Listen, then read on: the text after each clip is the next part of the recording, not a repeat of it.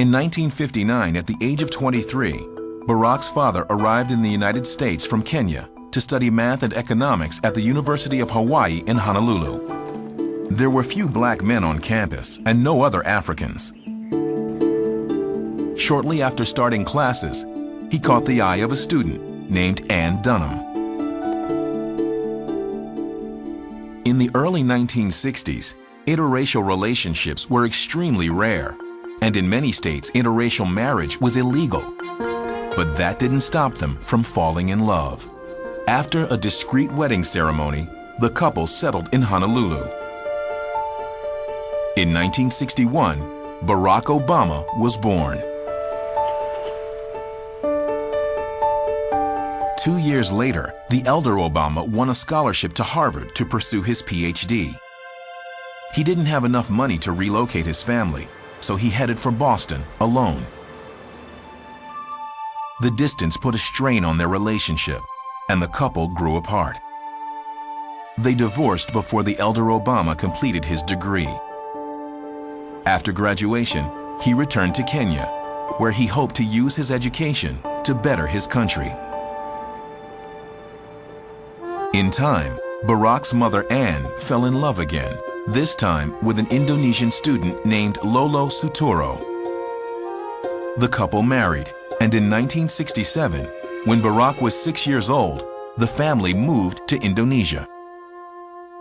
For a little boy, the new environment was idyllic. As he grew older, however, he became familiar with the harshness of Indonesian life.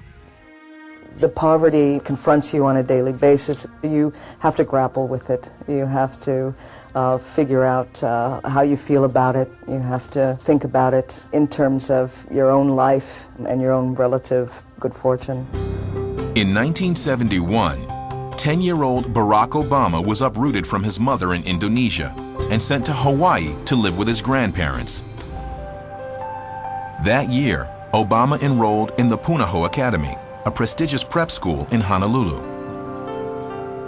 Obama was one of the few black students at the academy. In high school, Obama joined the basketball team and became a leader in class. But when he compared himself to his peers, he didn't see where he fit in. The differences between his white family at home and the way the world viewed him as an African American outside of his home was a little confusing.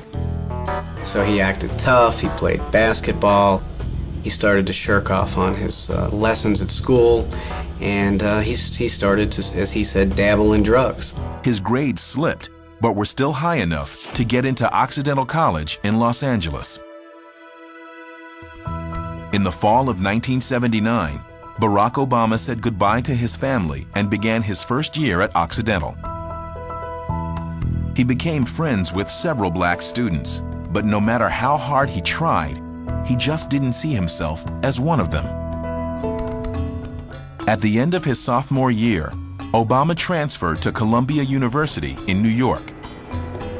Obama became more disciplined. He ran 3 miles a day and studied harder. He also turned to books for answers about race and social injustice. He was readying for a battle, and he was growing up. He had to figure out what he was going to do for the rest of his life. In 1982, Obama was making breakfast in his East Harlem apartment when the phone rang.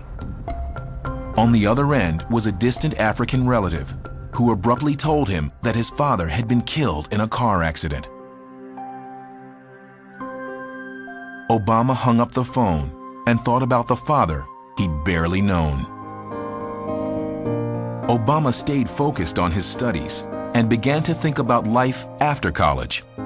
He eventually decided to pursue a career as a community organizer, where he hoped to confront the kind of racism and poverty that had troubled him for most of his life. It became clear to him that so much of the struggle of people who had been left behind involved laws, and that if he was to be an advocate, that he needed to be credentialed in the law. Obama set his sights high and applied to Harvard Law School. But before classes began, Obama wanted to confront the problems of his past In 1988, 26-year-old Barack Obama left Chicago for Kenya to visit his deceased father's family for the first time. Shocked by the poverty in Kenya, Obama understood why his father had felt compelled to leave a comfortable life in the U.S. for the chance to help his family and his countrymen. Until I had gone back and sat at his grave and understood the struggles that he had gone through and his father's struggles, it gave me a sense that the work I was doing was directly connected to my own family and their own struggles. And I think that helped to unify my outward self with my inward self in an important way.